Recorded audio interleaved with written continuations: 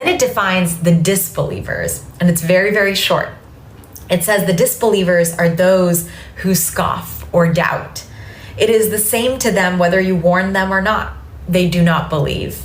God has sealed their hearts and their hearing, and their seeing are covered over, and there is a horrendous torment for them. The disbelievers are people who are closed-minded, closed-hearted, who are not open to seeking knowledge, who are not open to questioning their worldview, who are not open to the wisdom of those who came before them, and who, no matter what happens, have just decided that their path is their path. Those are the disbelievers. And then, the most interesting, the longest description is of those who are the hypocrites. The Quran says, and there are people who say, we believe in God and the last day, but they do not believe.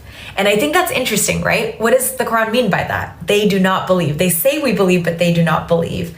I think the Quran is saying these are people who say these things, but in how they live their lives, in how they spend their money, in how they treat people around them and nature and their actions throughout this life, they are not consistent.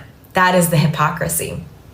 Verse 9, Surah 2, they try to deceive God and those who believe, but they only deceive themselves without being aware. It is people who are misaligned with themselves, who are also misaligned with the divine order of the universe, who are misaligned with God.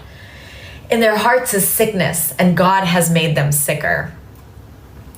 And in store for them is painful torture because they have been lying. Think about the torture of our minds, right? You can think about the literal torture of hellfire or heaven and hell and all of that after death.